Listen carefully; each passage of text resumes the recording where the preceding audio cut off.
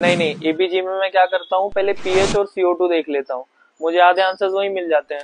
So this is day 45 of posting what I learned in a med school. PH और CO2 दोनों abnormal रहेगा तो उसका direction देख लो। समझो अगर पीएच और CO2 दोनों सेम डायरेक्शन में चेंज हो रहे हैं तो मेटाबॉलिक डिसऑर्डर है, और अगर पीएच और CO2 दोनों अपोजिट डायरेक्शन में चेंज होंगे तो रेस्पिरेटरी डिसऑर्डर है। मतलब सेम डायरेक्शन है तो मेटाबॉलिक डिसऑर्डर है, और अपोजिट डायरेक्शन है तो रेस्पिरेटरी डिसऑर्डर है।